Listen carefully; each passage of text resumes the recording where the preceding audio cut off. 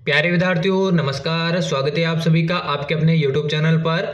तो आज की क्लास में हम बात करने वाले हैं रेट पात्रता परीक्षा 2025 की परीक्षा के लिए हिंदी व्याकरण के मोस्ट इंपोर्टेंट प्रश्नों के ऊपर। जितने भी छात्र छात्राओं का 27 और 28 तारीख को लेवल 1 और लेवल 2 का पेपर है उनके लिए ये क्लास मोस्ट इंपोर्टेंट होने वाली है, क्योंकि हिंदी व्याकरण का एज इट इज आपका दोस्तों एग्जाम में पूछा जाने वाला ये मॉडल पेपर रहने वाला है। साथ साथ में आपको आंसर बताते रहना है प्रत्येक प्रश्न का। तो बिना किसी देर के आज के महत्वपूर्ण प्रश्नों की क्लास को शुरू करते हैं। पहला प्रश्न देखिए, पहला प्रश्न आपके सामने है। पहला प्रश्न पूछा गया है, भगवद भक्ति शब्द में कौन सी संधि है? गुण संधि, व्यंजन संधि, दीर्घ संधि या फिर अयादि संधि? जल्दी से सभी विद्यार्थी पहले प्रश्न का राइट आंसर बताइए।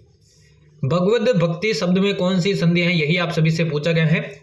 तो यहां पे देखिए इसका सब संधि विच्छेद करेंगे तो देखिए भगवत धन भक्ति बनेगा। ये त दोस्तों आपके व्यंजन संधि के विकार के कारण दोस्तों द में बदल जाएगा, तो इस शब्द में जो संधि हो जाएगी वो आपके व्यंजन संधि हो जाएगी। इसी प्रकार से भगवत गीता, उसी में आपको दोस्तों व्यंजन संधि देखने को मिलेगी। तो दूसरा ऑप्शन इसका बिल्कुल राइट आंसर हो जाएगा। चलिए बढ़ते हैं जल्दी से अगले प्रश्न की ओर। अगला प्रश्न पूछा गया, अष्टछाप शब्द में कौन सा समास है? कर्मधारय है, बहुव्रीहि समास, द्विगु समास या फिर तत्पुरुष समास? जल्दी से सभी विद्यार्थी इसका राइट आंसर बताइए। अष्टछाप शब्द में कौन से समास का यहाँ पर प्रयोग हुआ है? देखिए काफी सारे अभ्यर्थी यहाँ पे अष्ट लगा यानी संख्यावाची शब्द है जिसके कारण द्विगु समास कर देंगे, लेकिन यहाँ पे देखिए अष्टछाप जो है वो देखिए कवियों के विशेष 8 समूह के बारे में दोस्तों यहाँ पे बताया गया, यानी कि विशेष अर्थ के संदर्भ में इसका प्रयोग होता है। तो इसमें आपके देखिए बहुव्रीहि समास होगा, न कि आपके द्विगु समास। तो दूसरा ऑप्शन इसका बिल्कुल राइट आंसर हो जाएगा। अगला प्रश्न देखिए पूछा गया, निम्न में से किस शब्द में दो उपसर्ग का प्रयोग हुआ है? पहला है अलंकार, दूसरा है अभाव, तीसरा है स्वागत या फिर चौथा है अनादि? कौन सा ऑप्शन इसका राइट आंसर हो जाएगा? दो उपसर्ग का प्रयोग इसमें से किस शब्द में हुआ है? तो जल्दी से सभी विद्यार्थी इसका आंसर बताइए। तो यहाँ पे देखिए दो उपसर्ग का जो प्रयोग है वो स्वागत शब्द में हुआ। देखिए सु प्लस आ और तीसरा जो मूल शब्द हो जाएगा वो हो जाएगा गत, यानी कि इसमें देखिए सु उपसर्ग है और दूसरा है आ उपसर्ग, यानी कि दो उपसर्ग का प्रयोग इस शब्द में हुआ है। तो यही इसका बिल्कुल करेक्ट आंसर हो जाएगा। जिसने भी तीसरे ऑप्शन को सही किया उन सभी का यहाँ पर करेक्ट आंसर हो जाएगा। सभी को साथ साथ में आंसर बताते रहना ताकि आपको तैयारी का मालूम चल सके। अगला शब्द देखिए, यहाँ पे अगला प्रश्न पूछा गया, उलझन शब्द में कौन सा प्रत्यय है? अजन प्रत्यय, जन प्रत्यय, न प्रत्यय या फिर अन प्रत्यय? जल्दी से सभी विद्यार्थी इसका आंसर बताइए। उलझन शब्द में कौन से प्रत्यय का प्रयोग हुआ है, यही आप सभी से पूछा गया है। तो जल्दी से सभी विद्यार्थी इसका आंसर बताइए। देखिए उलझन शब्द की बात करूं, इसका जब हम देखिए विग्रह करेंगे तो इस प्रकार से बनेगा उलझ, और उलझ में देखिए जब अन प्रत्यय जोड़ेंगे तो यहाँ पे पूरा आपका उलझन शब्द बनेगा, यानी कि इसमें आपके अन प्रत्यय का प्रयोग हुआ है। चौथा ऑप्शन जिसने भी सही किया उन सभी का यहाँ पर करेक्ट आंसर हो जाएगा। अगला प्रश्न देखिए पूछा गया, निम्न में से किस शब्द में इतरेतर द्वंद्व समास है? ऊंच नीच, आजकल, हुक्का पानी या फिर 25? जल्दी से सभी इसका आंसर बताइए। देखिए वैसे तो इसमें से चारों आपके द्वंद्व समास के उदाहरण है, लेकिन द्वंद्व में भी आपको बताना कि इतरेतर द्वंद्व कौन सा है। द्वंद्व समास 3-4 प्रकार के होते हैं, जैसे इतरेतर हो गया, इसके अलावा समाहार हो गया, इसके अलावा वैकल्पिक हो गया। ये 3-4 प्रकार आपके द्वंद्व समास के, इसमें से इतरेतर कौन सा है यही आपको बताना है। देखिए इतरेतर द्वंद्व समास कहां पर होता है? जहां पर दोनों शब्द आपके प्रधान होते हैं, ठीक है ना, दोनों शब्द आपके प्रधान होते हैं। तो यहां पर देखिए कौन सा करेक्ट आंसर हो जाएगा? तो यहां पे देखिए 25 का क्या होता है दोस्तों? 5 और 20 यहाँ पे देखिए दोनों शब्द प्रधान है, एक के बिना भी दूसरा का काम नहीं चलेगा। तो यहाँ पे आपके इतरेतर द्वंद्व समास हो जाएगा। चौथा ऑप्शन इसका बिल्कुल करेक्ट आंसर हो जाएगा। चलिए अगला प्रश्न देखिए। अगला देखिए पूछा गया, निम्न में से तत्सम शब्द इनमें से कौन सा है? चांदनी, चौकोर, घृणा या फिर जेठ? सभी विद्यार्थी करेक्ट आंसर बताइए इसका। निम्न में से तत्सम शब्द इनमें से कौन सा है, यही आप सभी से पूछा गया है।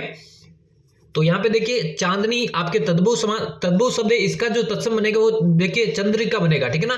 चौकोर का जो तत्सम बनेगा वो चतुष्कोण बनेगा। जेठ का जो तत्सम बनेगा वो ज्येष्ठ बनेगा। लेकिन यहाँ पे जो घृणा है वो आपके देखिए तत्सम शब्द जो है एकमात्र है जिसका जो तद्भव अगर आपसे पूछे तो इसका तद्भव बनेगा दोस्तों गिन, ठीक है ना। ये आपके तद्भव हो जाएगा घृणा का, जो कि आपके तत्सम शब्द है। तो तीसरा ऑप्शन इसका बिल्कुल करेक्ट आंसर हो जाएगा। बाकी ऑप्शंस के भी मैंने बता दिए। चलिए अगला प्रश्न देखिए। अगला पूछा गया, निम्न में से पुरातन शब्द का विलोम शब्द इनमें से क्या होगा? प्राचीन, परंपरागत, नूतन या फिर परवर्ती? सभी विद्यार्थी कमेंट के माध्यम से आंसर देंगे। पुरातन शब्द का विलोम शब्द इनमें से कौन सा हो जाएगा? जल्दी से करेक्ट आंसर बताइए इसका। तो राइट आंसर की बात करें, देखिए पुरातन शब्द की बात करूं, यहां पर आपके देखिए इसका जो विलोम शब्द हो जाएगा वो हो जाएगा नूतन। तीसरा ऑप्शन इस प्रश्न का करेक्ट आंसर हो जाएगा। अगला प्रश्न देखिए। अगला पूछा गया, निम्न में से कौन सा वाक्य अशुद्ध है? यह होटल अच्छी है, उस पर शक मत करो, उसके प्राण निकल गए। और चौथा ऑप्शन है रेलगाड़ी में बहुत भीड़ थी। इसमें से शुद्ध वाक्य, अशुद्ध वाक्य आपको पहचाना है। अशुद्ध वाक्य इनमें से कौन सा हो जाएगा? देखिए रेलगाड़ी में बहुत भीड़ थी, ये तो आपके शुद्ध वाक्य है। उसके प्राण निकल गए, ये भी आपके शुद्ध वाक्य है। उस पर शक मत करो, ये भी आपके शुद्ध वाक्य है। लेकिन यह होटल अच्छी है, होटल आपके पुल्लिंग है इसलिए अच्छी नहीं आएगा बल्कि अच्छा आएगा। यह होटल अच्छा है, तो यही एकमात्र अशुद्ध वाक्य है। पहला ऑप्शन इसका राइट आंसर हो जाएगा। बढ़ते हैं जल्दी से अगले प्रश्न की ओर। अगला पूछा गया, निम्न में से कौन सा शब्द यहाँ पर अशुद्ध दे रखा है? उज्जवल, उम्मीद, आधीन या फिर कनिष्ठ। सभी विद्यार्थी कमेंट के माध्यम से आंसर देंगे। अशुद्ध शब्द इनमें से कौन सा है? बिल्कुल आपके सिलेबस के दोस्तों पूरे टॉपिक को कवर करके ये क्लास बनाई गई है, इसलिए क्लास आपके लिए इंपॉर्टेंट रहने वाली है। क्लास के एंड में बता दूं तो यहाँ से कितने प्रश्न आपके बिल्कुल सही होते हैं। अशुद्ध देखिए शब्द की बात करूं, यहाँ पे देखिए आधीन जो है यहाँ पे अशुद्ध दे रखा है। बाकी उज्जवल सही है, उम्मीद सही है, कनिष्ठ सही है, लेकिन आधीन इस प्रकार से नहीं लिखा जाएगा, ये अधीन होता है। ठीक है ना, आधीन नहीं होता है बल्कि अधीन होता है, यानी कि तीसरा ऑप्शन इसका बिल्कुल राइट आंसर हो जाएगा। बढ़ते अगले प्रश्न की ओर। अगला प्रश्न देखिए पूछा गया, जो शीघ्र प्रसन्न हो जाए कहलाता है आश्वस्त, अशोक्य, आशुतोष या फिर आस्तिक। सभी विद्यार्थी कमेंट करके आंसर बताएंगे कि जो शीघ्र प्रसन्न हो जाए वाक्यांश के लिए एक शब्द कौन सा होगा। देखिए जो शीघ्र प्रसन्न हो जाए उसे दोस्तों आशुतोष कहा जाता है, और आशुतोष किसे कहा जाता है? भगवान शिव को। ये आपके तीसरा अर्थ निकला। अगर आपसे समास पूछे तो इसमें आपके बहुव्रीहि समास होगा, क्योंकि आशुतोष जो शीघ्र प्रसन्न हो जाए वो भगवान शिव को कहा जाता है। तो तीसरा ऑप्शन इसका बिल्कुल करेक्ट आंसर हो जाएगा। क्लास आपको कैसी लग रही है कमेंट में जरूर बताना, क्लास को लाइक कर देना और चैनल को भी सब्सक्राइब कर देना। तो अगला प्रश्न पूछा गया, हाथों हाथ रखना मुहावरे का क्या अर्थ है? ऑप्शन से किसी से कुछ मांगना, बेकार बैठना, देखभाल के साथ रखना या फिर सहायता करना बंद कर देना। हाथों हाथ रखना इस मुहावरे का सिंपली से आपको अर्थ बताना है। 11वें प्रश्न का क्या हो जाएगा करेक्ट आंसर, सभी को कमेंट करके बताना है। हाथों हाथ रखना इस मुहावरे का देखिए अर्थ बताऊं तो देखभाल के साथ रखना, यानी कि तीसरा ऑप्शन जिसने भी सही किया उन सभी का यहाँ पर बिल्कुल करेक्ट आंसर हो जाएगा। चलिए अगला प्रश्न देखिए। अगला देखिए पूछा गया, नेकी कर दरिया में डाल लोकोक्ति का क्या अर्थ है? मुहावरे और लोकोक्तियों से एक एक प्रश्न आपके हर एग्जाम में पूछे जाते हैं, चाहे वो रीट हो या फिर कोई और एग्जाम। तो पूछा गया है, किसी का बुरा करना, कमजोरी का शोषण करना, भलाई करके भूल जाना या फिर सीमित सामर्थ्य करना। तो नेकी कर दरिया में डाल इस लोकोक्ति का सिंपली से आपको अर्थ बताना है। और रीट प्री के बाद रीट वेंस की भी दोस्तों टॉपिक वाइज आपकी इसी तरह की क्लासेस लगाई जाएगी, तो चैनल को जरूर से सब्सक्राइब कर देना। तो नेकी कर दरिया में डाल इस लोकोक्ति का अर्थ है दोस्तों भलाई करके भूल जाना। तीसरा ऑप्शन इसका बिल्कुल राइट आंसर हो जाएगा। अगला प्रश्न देखिए पूछा गया, निम्न में से मूर्धन्य व्यंजन कौन सा है? सवर्ण, ऋण वर्ण, च वर्ण या फिर ध वर्ण। सभी विद्यार्थी कमेंट करके आंसर बताएंगे कि मूर्धन्य व्यंजन इनमें से कौन सा है। ऐसे प्रश्न दोस्तों एग्जाम में आपको देखने को मिल जाते हैं। तो मूर्धन्य व्यंजन की यहाँ पर बात हो रही है, तो मूर्धन्य व्यंजन में देखिए ट वर्ग आपका पूरा आता है। ट की बात करें, ठ की बात करें, ड की बात करें, ढ की बात करें या फिर अण की बात करें, इसमें पीछे हलंत आप लगा देना। तो यहाँ पे देखिए अण जो है वो आपके मूर्धन्य व्यंजन है, तो दूसरा ऑप्शन इस प्रश्न का बिल्कुल करेक्ट आंसर हो जाएगा। अगला प्रश्न देखिए पूछा गया, जगन्नाथ शब्द का सही संधि विच्छेद क्या होगा? जगन्नाथ, जगतधननाथ, जगतधननाथ या फिर जगधन अनाथ। सभी विद्यार्थी कमेंट करके आंसर बताएंगे। जगन्नाथ शब्द में कौन सी यहाँ पर दोस्तों संधि हो जाएगी, या संधि विच्छेद भी बताना और साथ में संधि भी बतानी कौन सी इसकी संधि हो जाएगी। तो जगन्नाथ शब्द का जो सही संधि विच्छेद होगा यहाँ पे देखिए जगतधननाथ। यहाँ पे देखिए दूसरे ऑप्शन में यहाँ पे हलंत नहीं लगा, जिसके कारण ये सही नहीं होगा। बाकी तीसरा ऑप्शन इसका सही हो जाएगा, और व्यंजन संधि का प्रयोग यहाँ पर हुआ है तो इसमें न में बदल जाएगा, आधे न में। तो तीसरा ऑप्शन इसका करेक्ट आंसर हो जाएगा। अगला प्रश्न देखिए। अगला पूछा गया, मोहांध शब्द का सही समास विग्रह होगा? मोह का अंधा, मोह से अंधा, मोह के लिए अंधा या फिर मोह में अंधा। सिंपली से तत्पुरुष समास तो इसमें प्रयोग होगा, लेकिन इसमें सही समास विग्रह आपको बताना है कि कौन सा करेक्ट आंसर होगा। मोहांध में तत्पुरुष समास है और इसमें भी आपको बताना है कि सही समास विग्रह कौन सा होगा। तो मोहांध यानी मोह से अंधा, मोह से यहाँ पर अंधा है, तो दूसरा ऑप्शन इसका बिल्कुल करेक्ट आंसर हो जाएगा। तो यहाँ पे देखिए, चलिए बढ़ते हैं अगले प्रश्न की ओर। अगला प्रश्न देखिए पूछा गया, निम्न में से अमृत का पर्यायवाची नहीं है? सोम, गरल, अम्मी या फिर पीयूष। बिल्कुल सिलेबस के अकॉर्डिंग दोस्तों क्लास बनाई गई, सारे टॉपिक यहाँ पर आपके जो है कवर हो जाएंगे। अमृत का पर्यायवाची इनमें से कौन सा नहीं है? तो देखिए सोम, अम्मी, पीयूष, सुधा ये सभी आपके अमृत के पर्यायवाची है, लेकिन जो गरल है वो आपके देखिए विष यानी दोस्तों आपके जहर का पर्यायवाची है। दूसरा ऑप्शन इसका करेक्ट आंसर हो जाएगा। अगला प्रश्न देखिए। अगला पूछा गया, नायक शब्द में कौन सा प्रत्यय लगा है? नायक शब्द में प्रत्यय कौन सा लगा है? क प्रत्यय, यक प्रत्यय, अक प्रत्यय या फिर आक प्रत्यय। ऐसे प्रश्न दोस्तों सीधे एग्जाम के अंदर आपके पूछे जाते हैं। नायक शब्द में कौन सा प्रत्यय लगा है? कभी कभार संधि भी पूछ ले जाती है, कौन सी संधि है? तो नायक शब्द की बात करूं, इसका जब संधि विच्छेद करेंगे तो इस प्रकार से बनेगा नई और प्लस में अक, यानी कि इसमें आपके कौन सी संधि? अयादि संधि हो जाएंगी।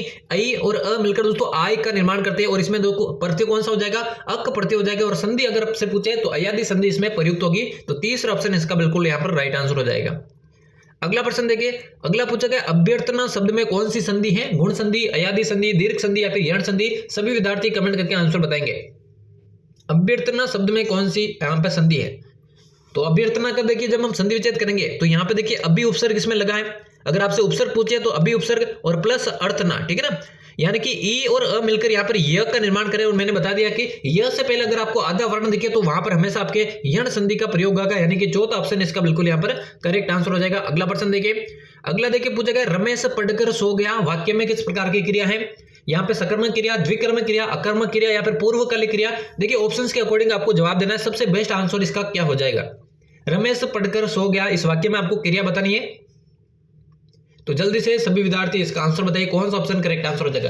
देखिए ऑप्शंस के अकॉर्डिंग इसका आंसर आपके पूर्वकालिक क्रिया होना है, क्योंकि यहाँ पे द्विकर्मक क्रिया भी काफी सारे अभ्यर्थी कहेंगे, क्योंकि दो क्रिया यहाँ पे है, पढ़ना और सुना। लेकिन सबसे बेस्ट ऑप्शन होगा पूर्वकालिक क्रिया, क्योंकि जहां पर भी दोस्तों एक काम खत्म करके दूसरा काम करता है तो वहां पर हमेशा पूर्वकालिक क्रिया होगी। दो कर्म भी यहाँ पर प्रयुक्त है, दो क्रिया, ठीक है। तो यहाँ पे सबसे बेस्ट आंसर होगा पूर्वकालिक क्रिया। वैसे दो क्रिया यहाँ पे है, तो पूर्वकालिक क्रिया पढ़ना और फिर है सोना, ठीक है ना। ये दो क्रिया यहाँ पर प्रयुक्त है। पहले पढ़ना काम हो रहा है तो यहाँ पे एक क्रिया समाप्त होकर जब भी दूसरी क्रिया शुरू होए तो वहां पर हमेशा आपके पूर्वकालिक क्रिया प्रयुक्त होगी, यानी कि चौथा ऑप्शन जिसने भी सही किया उन सभी का यहाँ पर करेक्ट आंसर हो जाएगा। अगला देखिए पूछा गया मंदाकिनी शब्द में कौन सा समास है? कर्मधारय समास, बहुव्रीहि समास, तत्पुरुष समास या फिर द्वंद्व समास। जल्दी से सभी इसका आंसर बताइए और क्लास के एंड में बताना तो टोटल यहाँ से कितने प्रश्न आपके सही होते हैं, तो जिससे आपको अपनी तैयारी का यहाँ पर मालूम चल सके। मंदाकिनी शब्द में कौन सा समास है? तो देखिए समास आपके 6 प्रकार के होते हैं, जिसमें से एक प्रकार के है आपके कर्मधारय समास। कर्मधारय समास जब भी आपको किसी शब्द में विशेषण और विशेष दिखे वहां पर हमेशा आपके कर्मधारय समास प्रयुक्त होगा। यहाँ पे मंदाग्नि यानी कि मंद है जो अग्नि, अग्नि कैसी है? मंद, यानी अग्नि जो है विशेष शब्द है और उसके लिए जो विशेषण शब्द है वो मंद प्रयोग हुआ है। तो यहाँ पर आपके कौन सा समास हो जाएगा? कर्मधारय समास यहाँ पर प्रयोग हो जाएगा। पहला ऑप्शन इसका करेक्ट आंसर हो जाएगा। अगला प्रश्न देखिए पूछेगा निम्न में से कौन सा अरबी शब्द है? अरबी शब्द आपको बताना है अमरूद, हलवाई, रिक्शा या फिर बाल्टी। सभी विद्यार्थियों को कमेंट करके आंसर बताना है कि अरबी शब्द इनमें से कौन सा हो जाएगा। तो जल्दी से सभी विद्यार्थी इसका आंसर बताइए। अरबी शब्द की बात करें यहाँ पे देखिए जो हलवाई शब्द है वो यहाँ पर अरबी शब्द में प्रयोग हुआ है। दूसरा ऑप्शन इसका राइट आंसर हो जाएगा। अगला प्रश्न देखिए, अगला प्रश्न यहाँ पे पूछा गया व्यवधान शब्द का सही अर्थ कौन सा हो जाएगा? ध्यान देना, जानना, रुकावट या फिर वस्त्र। सभी विद्यार्थी कमेंट करके आंसर बताएंगे इसका। व्यवधान शब्द में कौन सा यहाँ पे दोस्तों जो है इसका अर्थ बताना है। देखिए यहाँ पे संधि भी पूछा जा सकती है। तो संधि देखिए मैंने जब भी बताया क्या कि य से पहले जब भी आपको आधा वर्ण दिखे ना वहां पर हमेशा ये आपके यण संधि प्रयोग होगी। अगर आपसे संधि पूछता तो यहाँ पे यण संधि होती है, लेकिन यहाँ पर अर्थ पूछा है तो व्यवधान यानी बाधा, रुकावट। तो तीसरा ऑप्शन इसका बिल्कुल करेक्ट आंसर हो जाएगा। इंग्लिश में बैरियर कहते हैं इसको, तो तीसरा ऑप्शन इसका बिल्कुल करेक्ट आंसर हो जाएगा। अगला देखिए पूछा गया निम्न में से पुल्लिंग शब्द कौन सा नहीं है? नहीं है यहाँ पे देखिए प्रश्न को अच्छे से पढ़ना है कि कौन सा नहीं पूछा गया है। तो भीड़, नक्शा, वादा या फिर सागर, इनमें से पुल्लिंग शब्द कौन सा नहीं है यही आपको बताना है। तो पुल्लिंग नहीं है इसका मतलब वो स्त्रीलिंग शब्द होगा, तो ये आपको पहचाना है। देखिए सागर आपके पुल्लिंग में प्रयोग होता है, वादा, नक्शा ये तीनों आपके पुल्लिंग में प्रयोग होता है, लेकिन भीड़ जमा हो गई ये आपके स्त्रीलिंग में प्रयुक्त होगा, यानी कि यही इसका बिल्कुल करेक्ट आंसर हो जाएगा। बढ़ते अगले प्रश्न की ओर। अगला देखिए पूछा गया है निम्न में से अनधिकार शब्द में कौन सा उपसर्ग लगा है? अन उपसर्ग, अधि उपसर्ग या फिर दोनों, और चौथा ऑप्शन है उपयुक्त में से कोई नहीं। तो अनधिकार शब्द में यहाँ पर कौन सा उपसर्ग लगा है यही आप सभी से पूछा गया है। तो अनधिकार में देखिए अन उपसर्ग भी लगा है और अधि उपसर्ग लिखा है, यानी कि दोनों।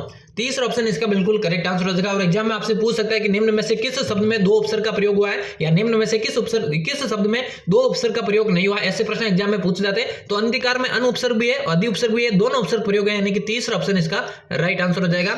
और आज के हिंदी व्याकरण के मोस्ट इंपोर्टेंट प्रश्नों की क्लास का ये अंतिम प्रश्न होने वाला है। क्लास आपको कैसी लगी कमेंट में जरूर बताना। डेली आपको क्लासेज जैसी मिलने वाली है, तो चैनल को भी जरूर से सब्सक्राइब कर देना। अंतिम प्रश्न है दोस्तों, दुर्जन शब्द का सही पर्यायवाची कौन सा होगा? शरीफ, पामर, व्याध या फिर मधुप। जल्दी से कमेंट करके आंसर बताना है। और 25 में से दोस्तों ईमानदारी से आपको बताना है कि कितने प्रश्न आपने सही किए, ताकि आपको अपनी तैयारी का मालूम चल सके कितनी आपकी तैयारी है।